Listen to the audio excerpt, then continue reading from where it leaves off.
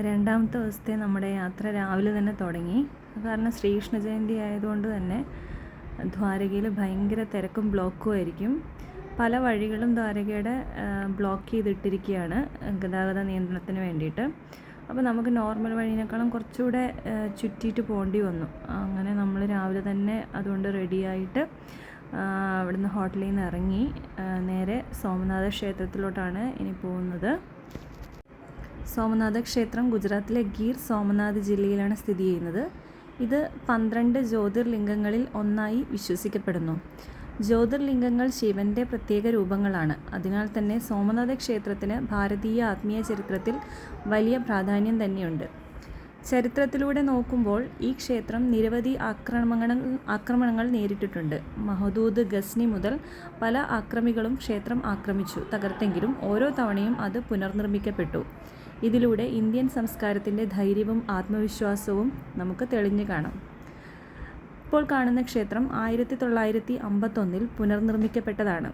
ഇന്ത്യയുടെ ആദ്യ ആഭ്യന്തരമന്ത്രി സർദാർ വല്ലഭായ് പട്ടേലാണ് ക്ഷേത്രത്തിൻ്റെ പുനർജനനത്തിന് വലിയ പ്രോത്സാഹനം നൽകിയത്.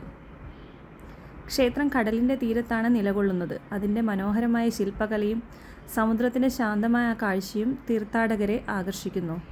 സോമനാഥ് എന്ന പേരിൻ്റെ അർത്ഥം ചന്ദ്രൻ്റെ രക്ഷകൻ എന്നാണ്. പുരാണപ്രകാരം ചന്ദ്രദേവൻ മഹാദേവനെ ആരാധിച്ചതിനാലാണ് ഈ ക്ഷേത്രം ഇവിടെ സ്ഥാപിതമായത് എന്ന് കരുതപ്പെടുന്നു.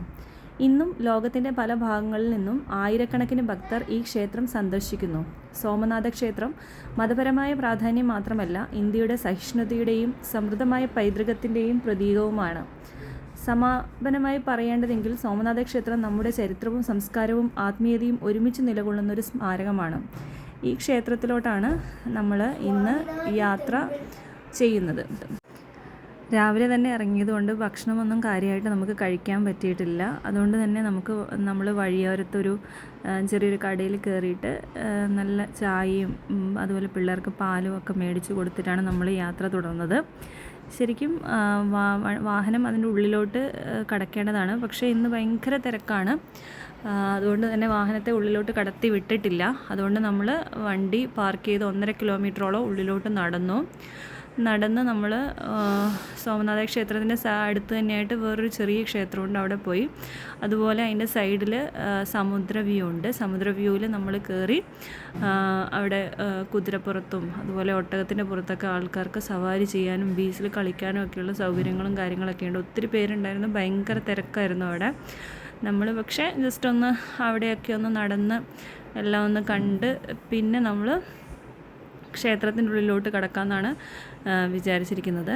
അപ്പം നല്ല കുതിരകളെയും ഒട്ടകത്തിനെയൊക്കെ ഒത്തിരി കാണാവുന്നതാണ് അവിടെ. അപ്പം ആൾക്കാർ അതിനകത്ത് കയറി പോകുന്നതൊക്കെ കാണാൻ നല്ല രസമാണ്. പക്ഷെ മക്കൾക്ക് എന്തോ അതിൽ കയറാൻ പേടിയായതുകൊണ്ട് അവർ കയറാൻ കൂട്ടാക്കിയില്ല.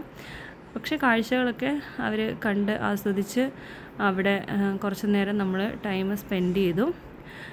ശരിക്കും അതിന് ശേഷമാണ് നമ്മൾ ക്ഷേത്രത്തിലോട്ട് പോയത്.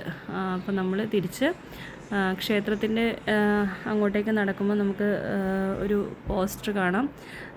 പിന്നെ പോസ്റ്റർ എന്തൊക്കെയാണ് ഗുജറാത്തിലെ പ്രധാന വ്യൂസ് കാര്യങ്ങളൊക്കെ കൊടുത്തിട്ടുള്ള ക്ഷേത്രത്തിൻ്റെ കാര്യങ്ങൾ നമുക്ക് അവിടെ കാണാം.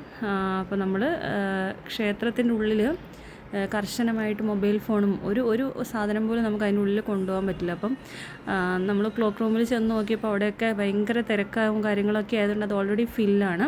അതുകൊണ്ട് ഹസ്ബൻഡ് മൊബൈൽ ഫോണും ബാഗൊക്കെ പിടിച്ച് പുറത്തു വന്നു. ഞങ്ങൾ മക്കളും ഞാനും ഉള്ളിൽ കയറി തൊഴുതിറങ്ങി. അതിന് ശേഷം നമ്മൾ പ്രസാദം വാങ്ങി നമ്മൾ തിരിച്ച് അടുത്ത സ്ഥലത്തോട്ട് യാത്ര തുടർന്നു.